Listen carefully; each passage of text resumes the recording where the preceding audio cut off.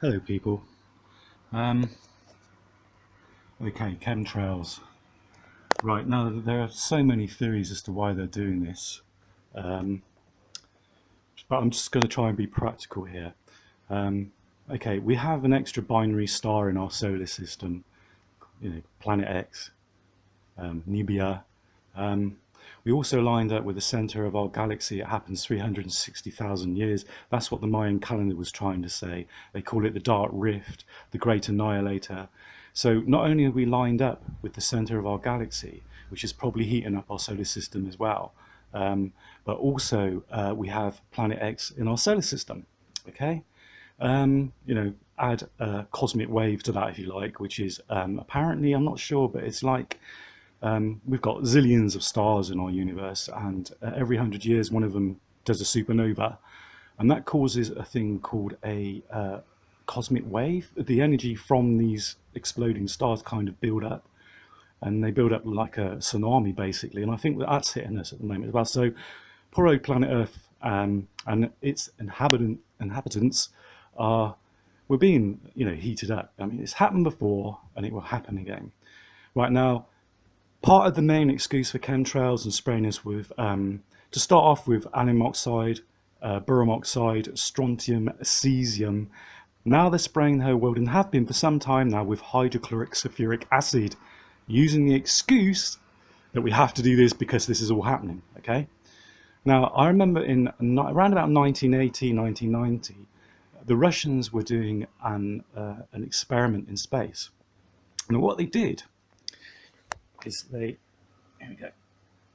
Right, you see, they put a satellite into space, and what they did is well, you can see for yourself, they kind of made a big reflector.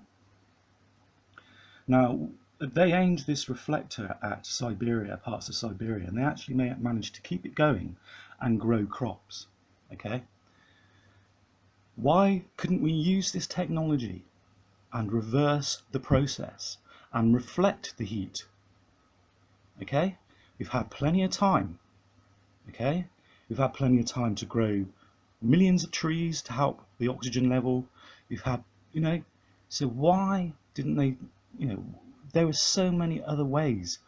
Oxygenation creators, you can make them, and I put a video on YouTube. It's with Jeremy Clarkson. It's when they were testing the Saturn V rocket. What they found out is that when they tested it and strapped it to the ground and blasted it, that it created a natural non-toxic weather system. Okay, there's so many other ways we could have dealt with this, people. Okay, so here it is. It took me a while to find it. It's a 60-foot diameter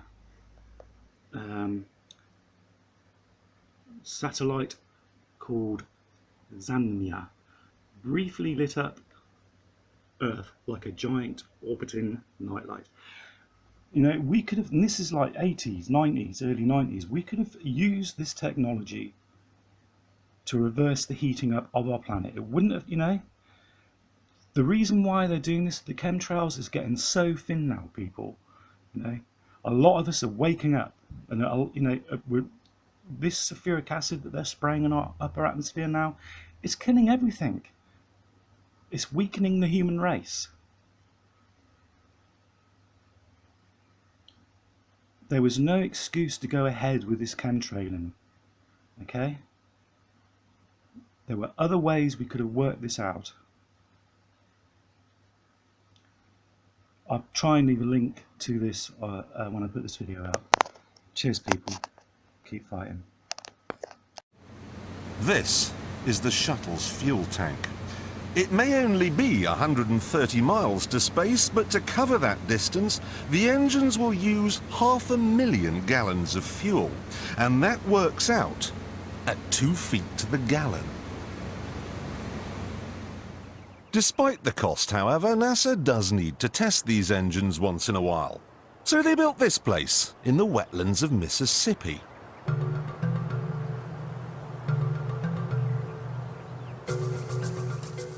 The first thing they installed was a huge loudspeaker, through which they played white noise to simulate the sound of a rocket.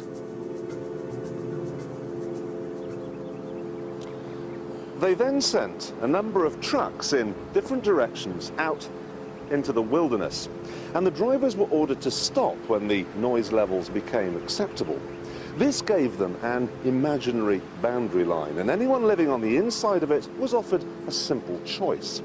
Stay, and you'll never hear another television program as long as you live. Or take the NASA shilling and get out. No one stayed, and NASA ended up with exactly what it wanted. 125,000 acres of nothing.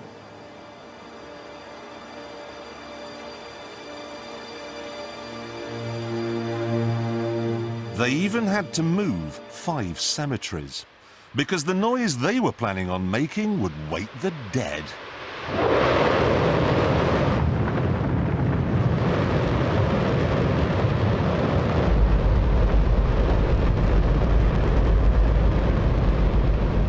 Don't worry if you can't hear what I'm saying. I couldn't even hear myself.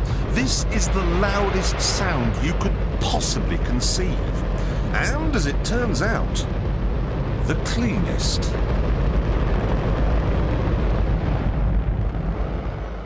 Now, the most amazing thing is that that cloud up there, which was generated by the engine, is just a mixture of hydrogen and oxygen. It's water vapor. And in about an hour's time, someone in Mississippi is going to get wet washing. It will actually rain.